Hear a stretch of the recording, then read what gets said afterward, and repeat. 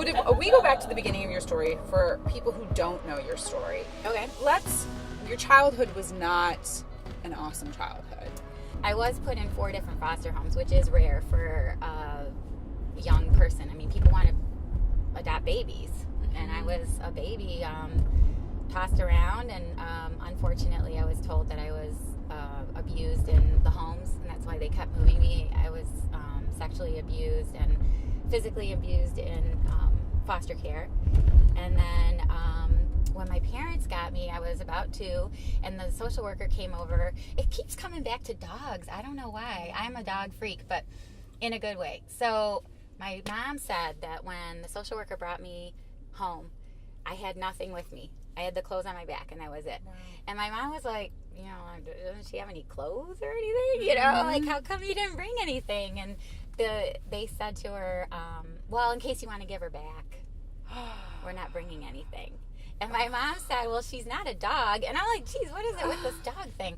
That just gave me chills, though. Like, almost like it's heartbreaking, like, to think that was said, right? Like, right, exactly. You're not like a shirt to be returned. Right, like, I don't know. I don't like the way this looks on me. I'm just going to give it back. Right. Yes.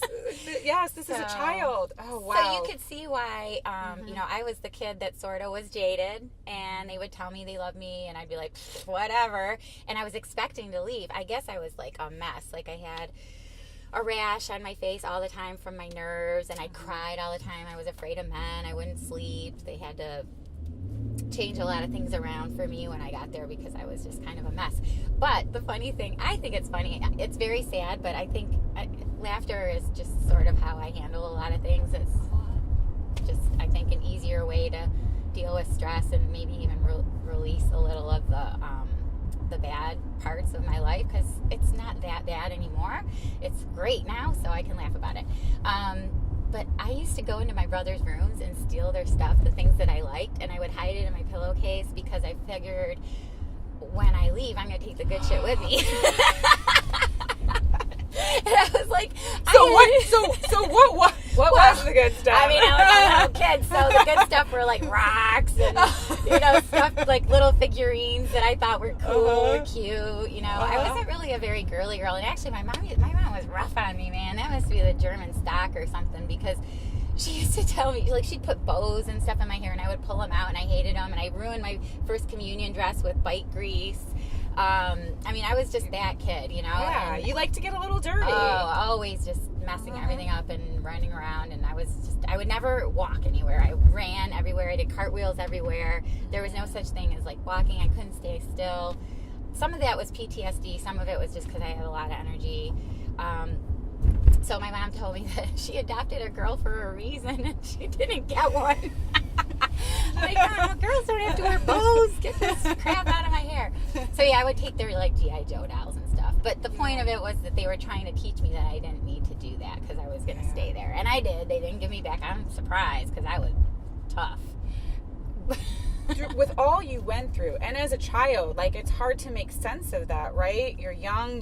What does it all mean? Exactly. You develop your defense mechanisms. Mm-hmm. Maybe you're not even really sure why, right? At that point, I wasn't. Right. How are you supposed to understand that as a 5, 6, 7-year-old? And those are your developmental years too. Mm-hmm. So you are kind of putting together your personality traits for the future, unfortunately. For sure. So when did you start to then feel comfortable and settled in your life? Well, that's the funny thing. My dad, I think, sort of invented Girls with Soul, because, without knowing it, obviously, but he was, all about just supporting people's strengths and abilities, like recognizing, like, my brother was good with music, so he had cello lessons, and my other brother was, good at football and baseball, and my dad coached the teams, and then, they were both very studious, so I don't know, he would just really reinforce people's strengths, and that's the whole point of building self-esteem and trust and confidence in yourself and all of that. But he also found that I needed to burn out some energy, so he put me in every sport under the sun, and I've been a competitive swimmer literally since 6 years old. I did everything. An outlet for you, wasn't it? Oh yeah, big time. Gymnastics, running. I would go to the track with my dad. I played everything. I did softball, basketball. But I guess the point of it was that he didn't really realize that he was onto something that I figured out much later. And I was starting to feel comfortable, but then got pulled back into a really bad place because my next door neighbor raped me when I was 8. And this went on off and on for about a year. So from 8 to 9, I had this thing happening with the neighbor next door, whether it was in his garage or his house. Sometimes it was inside or in the bathroom. This was multiple times. Mm-hmm. And it was something that I didn't know what to do with. Like you said, how does a kid deal with these things? And people have asked me, well, why did you go back over there? I'm like, well, it's not like I was going over there. He was my neighbor, and we were always talking in the yard, and somehow, as a little kid, I didn't know what to do, and I was scared, and, you don't say, back then, you didn't say no to adults like you do now. There wasn't all that stuff about, what's bad touch and all that. So you knew you knew it wasn't right. It freaked me out, but yeah. I didn't know how to, I wasn't equipped to handle it emotionally or to speak up, like to use my voice. I mean, I was a little kid. I was petrified. So I would stand there like this, like a board, stiff, and he would like do things or hold me or whatever. It was just terrible. But the point of it is it brought me back down, and I wrote about it in an assignment pad that I had. Do you remember Garfield and Pookie? Yes! I loved that. Yes. Pookie was my favorite. Oh my gosh, I do remember. That was his teddy bear that he would keep with his little blankie in a box, and I had a Garfield and Pookie assignment pad that I wouldn't take to school because I didn't want anything to happen to it, because this thing was like gold to me. I could picture it like it was yesterday, So I would write stuff in there about things that were happening, just because, I'm not a psychiatrist or anything. I've seen my fair share. Kids got to get it out somehow. So they usually draw pictures or they write it down or whatever. So I wrote some stuff down. My mom saw it when I wasn't at home. But by the way, how unbelievable that you weren't seeing a psychologist, you weren't telling anyone, and you somehow knew that would be helpful to get it out. But because you wrote your book, your awesome Live Your Playlist book. Writing is very therapeutic. It's cathartic. It is, and we'll get into all of that. But so you write this, and your mom finds it. She was looking through my stuff when I was at school, and I guess that's what good moms do. I don't know. I'm an excellent mom, but I don't really look through my kids' things that often. Anyway, I was that kid that was always in trouble. It's about like respecting privacy, probably for you. There's something about privacy. My thing too is that I try to be as open as possible with my kids, and I am. So I'm hoping, and I know I'm not naive, that there's tons that they don't tell me. I have an 18-year-old and a 16-year-old. I'm not naive. I know they don't tell me everything. But we have an open enough relationship that when they need to, they do. Yeah. And that's where I would rather find everything out and not look through their stuff and confront them. And I'm sure, like you said, that's kind of almost like a no-brainer, like that's where it came from, that I don't do that. But we are very open. And I was not raised that way. My mom wouldn't even talk to me about anything. Like, I had to talk to the girls on my swim team about my period. Everything was weird. Like, I wasn't even allowed to watch Dukes of Hazzard because Daisy Duke was too sexy. Oh, well. She was kind of sexy, but I still remember watching it. But do you think also for your mother, like, coming from another country, it was an ethnic thing too? I do. I think, and, because I've forgiven her, like, I'm not condoning how she handled the situation, but I do think those are huge factors. First of all, my mom's 91 years old, so she grew up during World War II Germany. So this was a completely different time, a different era, and culture all mixed in together. And so I get that now. But as a kid, I got in trouble. First day of kindergarten, I punched a kid in the face at the finger painting easels, and he had a bloody nose. What did he do? I don't know. He was just talking to me. He must have made me mad. I don't know. Who knows? It didn't take much to set me off. I was like, wait, did he deserve it? No. I obviously thought so. The nuns, however, at my Catholic school did not agree. Yeah, they probably weren't so happy about it. I got kicked out of Girl Scouts. I was just a disruptive kid. So my point is I was used to getting in trouble. So when I got home, my mom was visibly angry with me. And I was just like, all right, what do I do now? It was no surprise to me because I was always that kid. And she pulled out Garfield and Pookie and held it up, and I was like, oh no, this is not good. So she brought me into my room and she asked me a couple of questions which validated my fears for saying anything in the first place, because I felt like it was my fault and I was a bad person and I was disgusting and I deserved to be in trouble. So that's why I didn't say anything, because I was afraid. And my mom said to me, "Is this even true?" And I said, "Yeah," because you know what, that Cinemax wasn't even a thing back then. Like, how would I even know this stuff? You know, I was 9 years old. Exactly. Right. No, like, you're where like, would a 9-year-old get probably this? like seeing someone kiss was gonna kind of creep you out. That's a why I little wasn't bit. even allowed to watch, like, you know, all those shows. Yes. What was the Fantasy Island? Oh man, that was like risque of risque. I wasn't allowed to watch it, but I watched it anyways. Well, we always find a way to get Yeah, those we shows in do. when we're kids, even Oh, if we're yeah. not supposed to. Yeah, I wasn't lots allowed of- to watch St. Elmo's Fire when it Really? came out. No, and I was in like 7th or 8th grade, and I wanted to see that movie so bad. To this day, it's still one of my favorites. I think just because I wasn't allowed you to were watch allowed. it. That's I love it. I don't mean to like be misery loves company, but I wasn't allowed to see Grease for those same reasons, and it was the movie, and every birthday party was Grease themed, and everybody knew what was going on, and I would just have to pretend I knew because I never saw it. Well, I just read that. I mean, they're about to celebrate 40 years. Can you believe that? Yeah, Olivia and John are coming back together for it, So I think. cool. So, Isn't yeah, that cool? it still is almost the movie, right? In a lot of but people's eyes. For real. Yeah. It's just iconic, and it's just one of those classics, and honestly, especially compared to today, I mean, gosh, it's so just naive and simple and not risque at all. So it's really very pure and innocent. I mean, there's a little that's insinuated, but come on. Or like the pregnancy and stuff like that, but Yes. who cares? I mean, it's just hilarious. That's how my mom was, Yes. though. I wasn't allowed to see it. Yes. So Very she private. asked me if it was true. I said it was. And then she said, so obviously she's saying she didn't believe me. And then the other thing she asked was, why did you write it down? Was it that important to you? So by saying, was it that important to you, she's basically telling me, in my mind, that I enjoyed it or it was a good thing or something. I don't know, but it was disgusting. And then the third thing was, we're not going to tell anyone, because if we do, your dad will kill him. And then he'll go to jail, and it'll be your fault that your dad's in jail. Wow. So That's a lot for an 8-year-old to carry. she walked out, and we never talked about it again. Wow. So when I didn't, act appropriately, and I was in really bad places and did a lot of things over the years, especially in my late 20s, mid and late 20s, I had some really difficult times. Still working on myself and just dealing with some of the fear and the anger and the self-dread.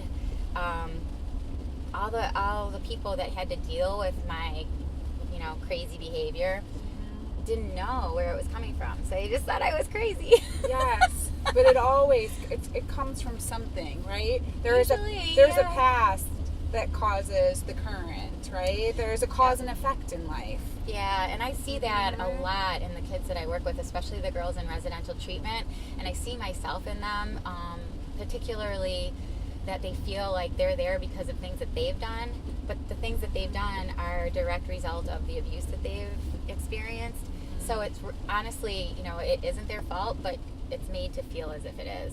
Yes. So it's a bad place to be, and if I can take, one kid and change, the path that they're on, and maybe I've already done that time, because that's like a dark prison sentence that you put yourself into, because you have to still function in the world. Yes. And it's not easy. No. So because there's a lot of pain. And but you can't walk around like that. How do you function if you're lashing out at every person you meet, or acting like a maniac, or just depressed all the time? You can't. I mean, you can, and that's where the drugs and things like that come in. But if I can show them that I've already done that prison sentence, and I can take the time off, time served for them, that's what it's all about. So what was the difficult path for you before a change took place in your life? I mean, can you talk about coming out of your childhood where you're living at home and you have this just horrific experience, multiple experiences that happen to you, and you're told to keep them a secret. Yeah, you stuff them down. Yes, and so it's like you just can't live the truth. What then, as you came into your early adulthood, what was life like for you? If I didn't have, running and swimming and biking and all the fitness and things that I've always had my whole entire life, honestly, I wouldn't even be here. And statistically speaking, I shouldn't be here because over 80% of the women who are in jail or in drug rehab, over 80% have been abused one time, and those are just the ones that are reported. So I should be dead, in jail, drug addict, alcoholic, all of the above, whatever. So, but you're not. No. And you're here, and you're doing amazing things. Back. That kept me going forward and held me back when I was about to go over the edge, and I almost did go over a few times. So in my 20s, it was ugly. Let me ask you that, because I think that happens in people's lives, whatever their pain is, and people have a different definition of their pain and what causes it. Mm-hmm. I want to know for you, when you felt like you were on the edge, that like, I can't take it anymore, I quit, I want to give up, what kept you here? What kept you from falling? The first, when I was still in my 20s and single and, I didn't have children, it was most definitely, I would remember my dad would always tell me that we were strong people, and strong people don't give up, and that athletes don't quit.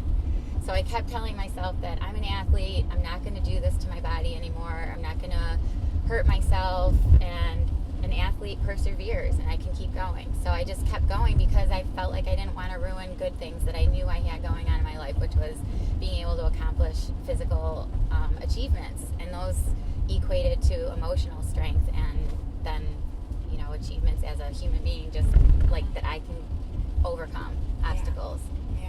So it really did. I mean, Girls with Soul is no joke. It's not a little running club. It can really actually save a person's life, and I'm going to get emotional now. I'm sorry. It's not even my story that bothers me. It's when I think about the girls that I work with. It breaks my heart, but then it warms it at the same time because they really overcome, and they go through a lot, and then they see that they can do it because they see me as an example, and I'm no special person. I mean, I'm not superhuman. I don't have any special skills, but I just put it into action and decided I'm going to be strong and I'm going to move forward. And they're like, God, if she can do it, I can do it. And that's what it all boils down to. Except that you do have special skills because you have an insight. No, I'm a super freak. No, in a good way. In a good way. I'm a cardio super freak. Well, that is true. I am one. That is true. But I think it's through the great pains that you went through. So when I say to you, what keeps you from falling over the edge, and what that is, helping other people. Really. Yes. So what you're doing now with Girls with Soul, like that was your purpose. If you fell, then Girls with Soul would not exist. And so that may be if that's your sole purpose, that's a pretty damn good purpose. That's funny, Andrea, because when I talk to people and when I do my speaking engagements, almost always I'll say I was put on this planet for Girls with Soul. All those goofy things, those little stories I told you earlier about, the foster homes, being a different person, not having stuff when I got delivered to the house, being raped, abused, whatever. Why would all those things happen to one person if there wasn't some great purpose or reason for it? So I was put on this planet just for that reason and didn't go over the edge for that reason. You nailed it. That's exactly it. It's amazing because I think that when we can go through great pain and look back on it, and could you say, like, when I've gone through pain, I'll look back and go, I'm grateful for it, because without it, the good things that came out of it wouldn't have happened. Do you feel that way? Like, you look back, would you want to change anything knowing what you've been able to do for others today because of what you went through? No, because I wouldn't be doing this. I would be working a regular 9-to-5 job and actually getting paid, which would be nice, but that's okay. I get paid in other ways, way more than if I got a salary doing something for someone else. It wouldn't be the same passion. I mean, I'm truly living a labor of love and a passion. And yeah, I wouldn't change it because I probably wouldn't be as strong, and I wouldn't be the tough. I'm like kind of like the mushy, soft person. I don't look very tough on the outside, but I'm tough as nails on the inside, and I know that's because of where I've been. So I got that pit bull going on in there. At what point along the way with Girls with Soul did you say, I love running, I run marathons, why not do one in all 50 states? Why not? There's so many reasons for that. Girls with Soul is still super tiny. I mean, we're grassroots as grassroots can be. I don't have a staff, and I do everything on my own. Aside from some super nice volunteers who will come and help me every now and then with different types of programming, whether it's yoga or Zumba dance or things that I don't do. Nobody wants to see Miss Liz dance unless it's for a comedy show or something like that. But, well, what would be a good thing to do? But that's also going to scare me and be very challenging to me. Because this is what I'm doing to the girls, and I'm expecting them to step up to the plate. So if I'm going to be a leader, I can't be a leader who doesn't do what I'm asking of others. Yes. So I was like, I like marathons. Okay, I've done 5 Ironmans. That's really hard. I already did an Ironman in Switzerland, and I raised $10,000 for Girls with Soul through that. I was like, what could I do that's like harder than that? And I told my husband I wanted to run a marathon in all 50 states. And we would have to be funding all of this. Girls with Soul is not funding the travel or the accommodations or any of that stuff. So that's all on us. So, of course, I had to tell him about it, my crazy idea. And he was like, what's the time frame you're looking at? And I was like, because he's a numbers guy. And he's like, how on earth are we going to pay for this, you know? Yeah. And I was like, I don't know, 5 years. Because I started it at 45. And I thought, oh, how cool will that be? It'll be 50 states for Soul, and I'll finish when I'm 50. Well, I chopped it in half and did it in 2.5 years, which he was about to kill me, but he's so supportive and totally understands. But yeah, so I thought, okay, I'm going to do this, and I called it 50 States for Soul. I created a link, blasted it out there, and I have to tell you, that thing ended up being our biggest fundraiser, and better yet, awareness builder, because almost every marathon that I went to, it was either announced that I was there for Girls with Soul and doing all 50 states, or I was asked to be a speaker before the event. I had some television coverage. Then we ended up in Family Circle magazine, the Today Show, a couple other things covered it. And this woman, and you never know who you're going to be talking to.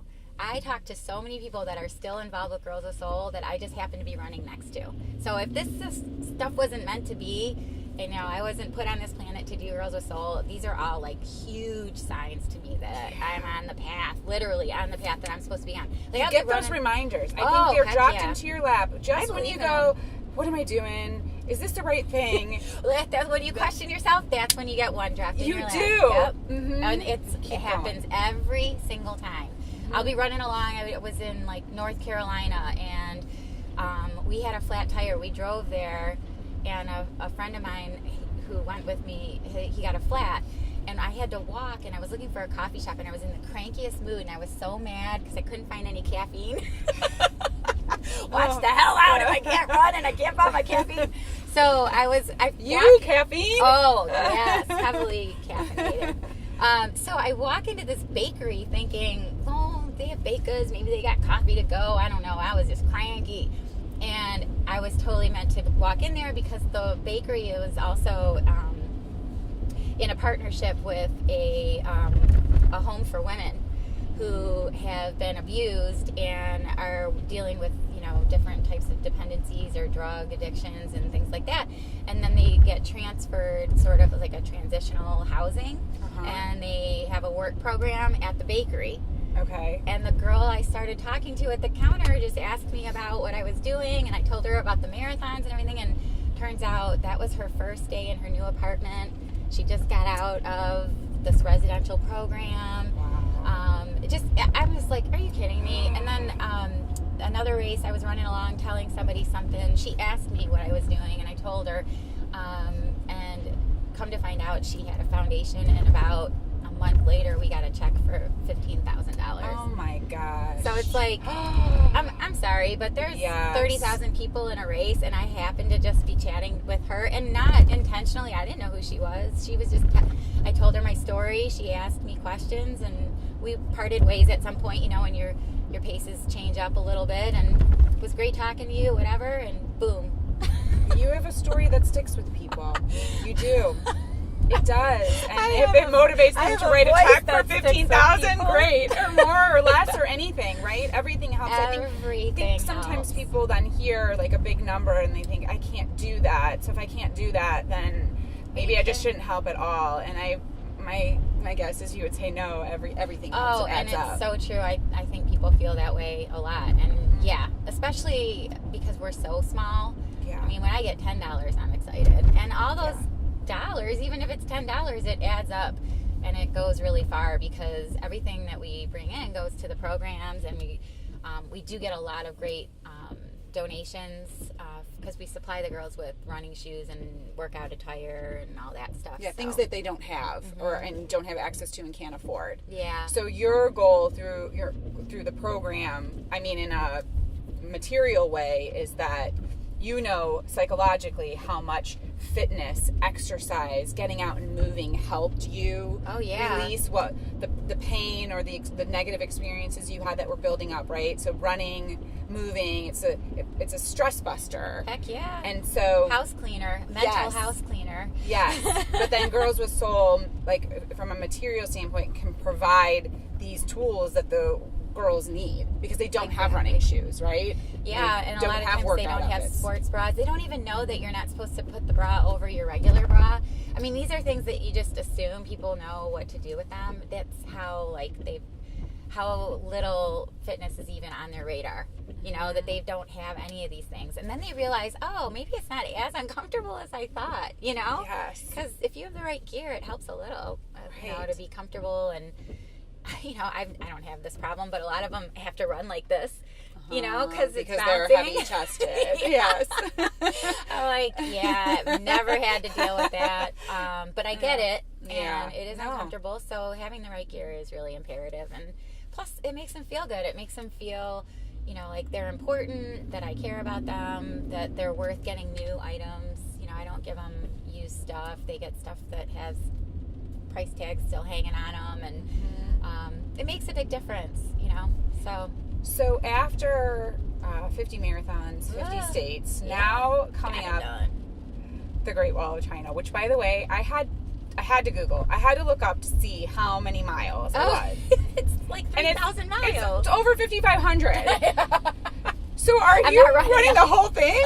No. Well, that would probably take the rest of my life. If my husband was trying to add up, I would yeah, those numbers don't work, do they? Those numbers do not add up. I would never return. I would return like Forrest Gump with a beard down to my knees. Oh my gosh, but what a movie that would make. Oh my gosh. No, it is not the full wall. And I don't even know if the public has access to the full wall anyway. But it's a 26.2 mile race. Okay. But it is considered the most difficult marathon in the world because in those 26.2 miles are over 5,000 vertical stairs.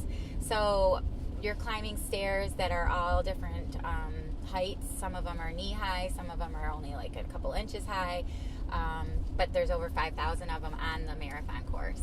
Wow. And it's really hot, I guess, is what I'm told, and just not an easy race at all. Just looking at it seems like it wouldn't be easy. Yeah. I mean, hill running is one thing, and I'm actually not that bad with hills, but stairs are a whole different animal. Yeah. So like I said earlier, you know, I like to do things that scare me, and I picked a good one because I am petrified. I'm not going to lie. I'm nervous. How do you even prep for that then? Are you going totally to the local different high school, running up and down bleachers, or totally different prep? And I needed help with this one. I mean, I have a really good endurance. I am a cardio super freak, but I have a really great base of endurance. I'm not concerned with the mileage at all, but the strength and the power that's needed for it, which is really cool because it equates into all the stuff with Girls with Soul. Yeah. Is something that I did need work with. Have you had many injuries through all of this running? No. Wow. I've been very, very fortunate. But I think it's because I train pretty smart. I don't overtrain. I don't put in maybe the time that people think that I put in. What do you need then for this big race coming up? What are you calling it? Conquering the wall. Conquering the wall. Right. So what is going to be helpful to you? Because that's coming up in May. May 20th. Right? May 20th. So it's about raising dollars right now, right? It is. Our goal is 20,000. We're at 15 right now. So any donation, small or big, I think they take even $5 increments on the link. Okay, and this is helpful. If people go to girlswithsoul.com. Girlswithsoul.org or girlswithsoul.org. Yep. And it's SOLE. Like yes. the sole of a shoe. Yep. Right. Yep. Okay. Or any other, where else can they find the link? Well, it's a GoFundMe campaign. Okay. So on GoFundMe, it would just be Conquering the Wall. Okay. Girls with Soul. Well, I mean, it's very exciting. I am excited. I hope I make it back. You're going to make it back. The question is, then after you do this, my guess is you're going to come up with something else that's really big. Have you already figured out what that's going to be? I have not. I need to do one thing at a time.